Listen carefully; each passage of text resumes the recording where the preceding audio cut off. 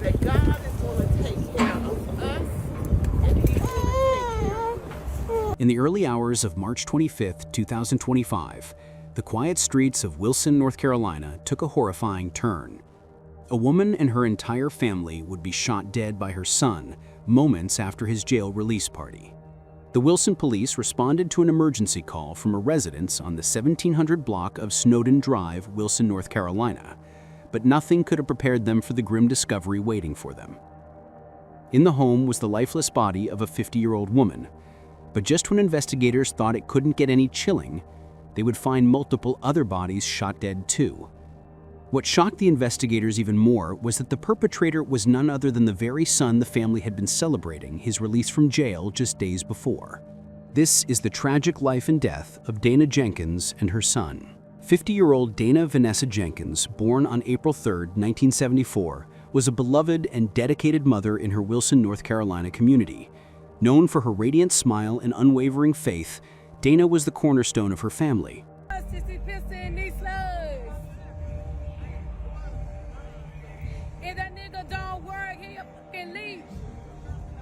She was a devoted member of Mount Moriah Community Church, where she not only worshiped but also dedicated her time and energy to helping others. Dana was described by those who knew her as compassionate, dependable, and deeply rooted in her values. But above all, she was a mother.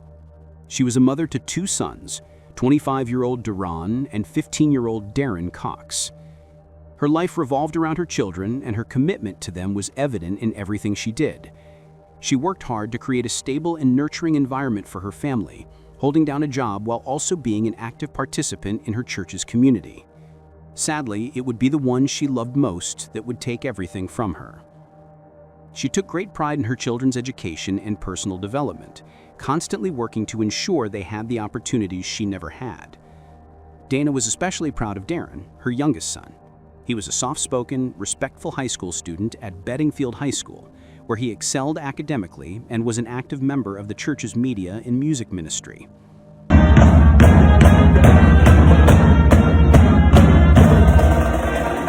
Darren operated sound equipment and played music during church services.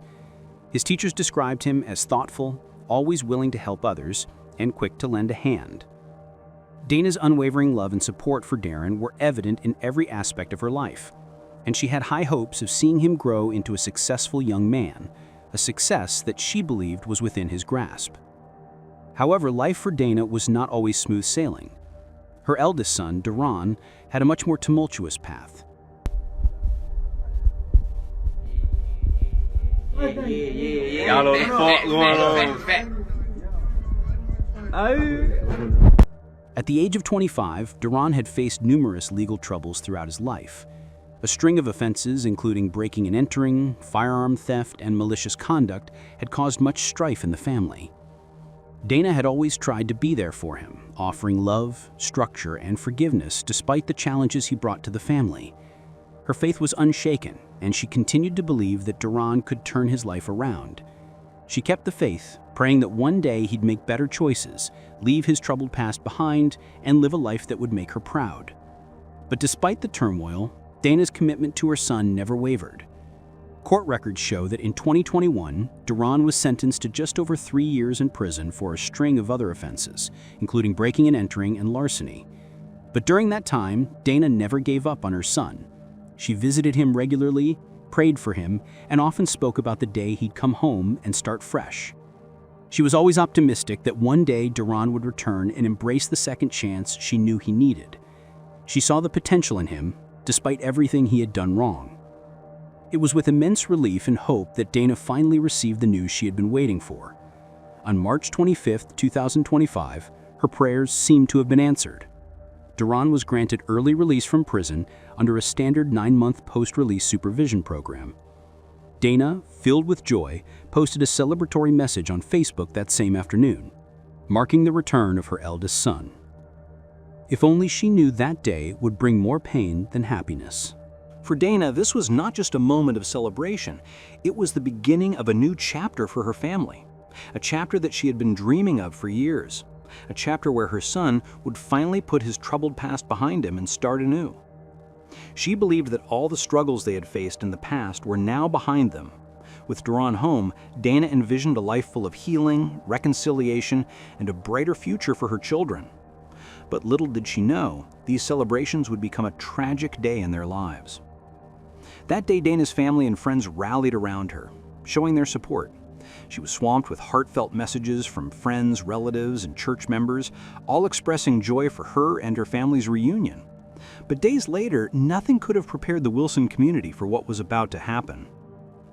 The evening of March 31st began like any other, but at around 5:23 p.m., the peace of the quiet neighborhood was shattered. Wilson police responded to an emergency call from the Jenkins residence. It was not unusual for families to gather on weekends or evenings, but this call would bring officers to a scene no one could have predicted. When police arrived at the house, they were met with a gruesome discovery. Dana was found lying lifeless in a pool of her own blood in the living room. And just a few feet away, Darren's body was found, also brutally stabbed multiple times. The house, once filled with love and celebration, was now the scene of a chilling crime. The investigators quickly recognized that this was not a random act of violence. It was personal, and the attack was brutal. The police began to work quickly, piecing together the evidence and talking to witnesses. But this was only the beginning of the tragedy. Upon entering the house, officers observed signs of a violent struggle. Blood was trailed across the living room floor, and the scene was chaotic, but not the aftermath of a shooting, as some may have expected. It was clear that the victims had been stabbed. The police immediately called in detectives to investigate the grisly scene.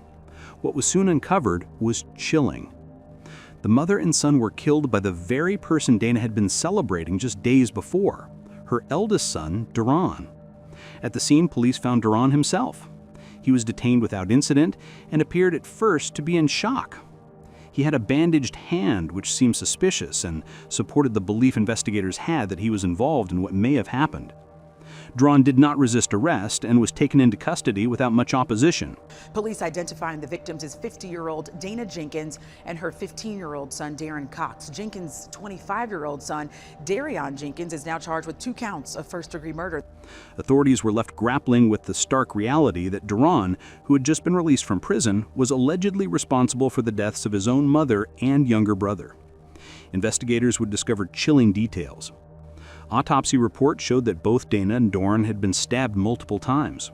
Dana's injuries were concentrated in her upper chest and abdomen, while Doran's wounds were more defensive in nature, suggesting that he had fought back before the fatal blow struck his neck. The positioning of Doran's body suggested that he may have attempted to flee, but he was tragically ambushed. But Duran's behavior prior to the killings raised suspicions. You can just see he was so fidgetive. He was so anxious. He could not stay still. He had that sneakiness about him. You know what I mean? Like a crazy person trying to get ready to do something, like premeditation. Detectives found disturbing messages on his social media where he had expressed feelings of paranoia, betrayal, and emotional instability. He had been struggling mentally and emotionally and was having trouble adjusting to life after his release from prison. The police also gathered surveillance footage from neighbors' security cameras, which held Duran pacing on the porch hours before the murders, muttering to himself and looking visibly distressed. The evidence pointed to a premeditated attack, and the authorities soon gathered more pieces of the puzzle. Duran had been struggling with mental health issues, but his violent actions shocked everyone who had been rooting for his recovery. His social media posts, combined with the physical evidence found at the scene, painted a clear picture. Duran had snapped under the pressure, and in a fit of rage, he killed the 2 people who had loved him most. Duran was taken into custody and charged with 2 counts of first-degree murder, one for the death of his mother, Dana, and the other for the death of his younger brother, Doran. Duran was held without bond. He was processed at the Wilson County Jail, and authorities took steps to ensure a thorough investigation into his mental state, the circumstances of his release from prison, and whether the lack of post-incarceration support had contributed to his violent actions. As investigators began piecing together the events of that tragic afternoon, the timeline started to unfold. Blood spatter analysis and fingerprint collection led them to discover that a kitchen knife, likely from Dana's own kitchen, had been used in the attack. The crime scene was a chaotic, brutal reminder of the deeply personal nature of the murders. The more the investigators dug into Duran's background, the more unsettling it became. Duran had been released from prison just 6 days earlier after serving time for various offenses, including breaking and entering and firearms theft. Although his release should have been a cause for optimism and hope for a fresh start, his behavior suggested otherwise. Police found disturbing messages on his social media indicating that he had been struggling mentally and emotionally. His erratic behavior, the disturbing signs of paranoia, and the unsettling messages he had sent to friends and family painted a clear picture of someone on the edge, unable to cope with the pressures of his life. As the news spread, Dana and Darren's family, friends, and the entire Wilson community were left in a state of disbelief. How could this happen? Dana, who had spent her life selflessly caring for her family and her community, was gone in the most horrific way. Her friends and family described her as the pillar of strength and a source of comfort to those around her. In the wake of her death, the loss was felt deeply by all who knew her. But for some, it was the tragedy of losing both Dana and Doran that seemed most incomprehensible. Soon, Duran Jenkins made his first court appearance. On April 2, 2025, just days after his arrest, Duran appeared in court wearing an orange jumpsuit and still bandaged on one hand and stood before the judge. The gravity of the charges against him, 2 counts of first-degree murder, was unmistakable. The prosecution argued that the murders were deliberate, brutal, and premeditated. They pointed to the fact that Duran had not only murdered his mother and brother, but had also remained at the scene without calling for help. His actions, according to the prosecution, were indicative of a calculated and intentional attack. The defense, however, raised concerns about Duran's mental health.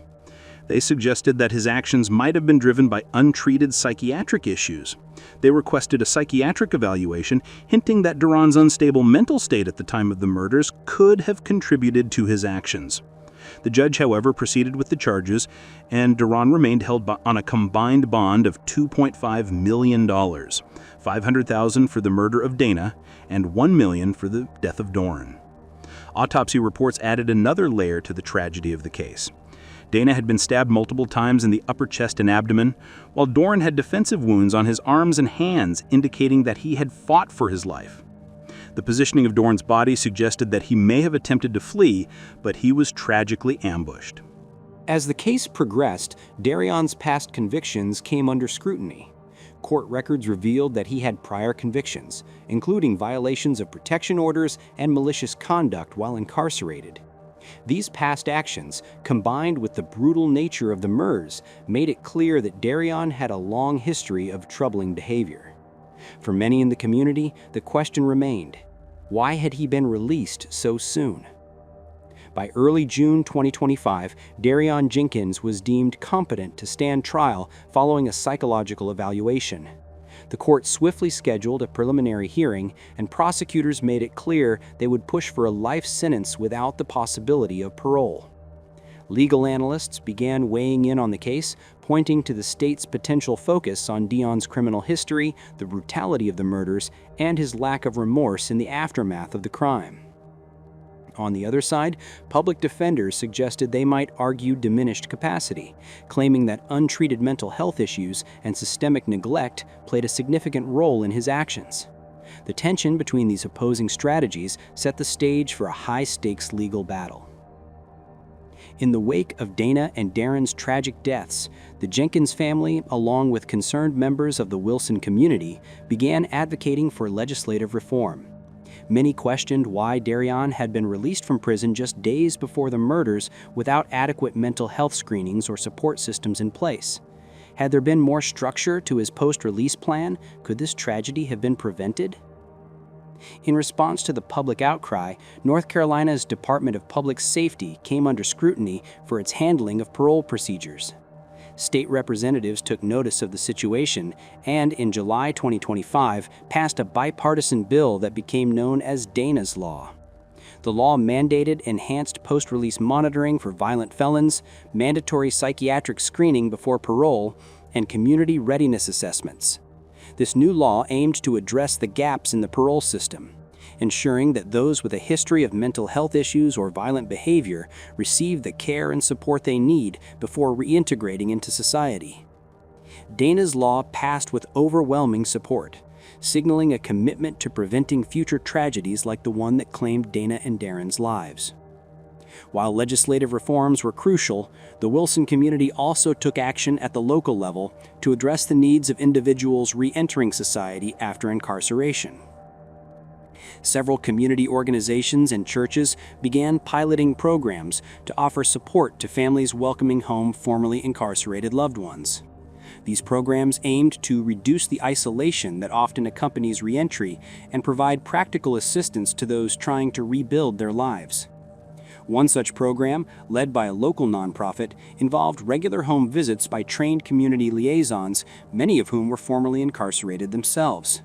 The goal was to create a bridge between returning citizens and supportive services, such as job training, mental health counseling, and family support programs. These programs were designed to help individuals transition more smoothly into society, offering the kind of support that Darion Jenkins had lacked after his release. Churches in the area also partnered with therapists to offer free trauma counseling sessions for families dealing with the complex emotional challenges of re-entry.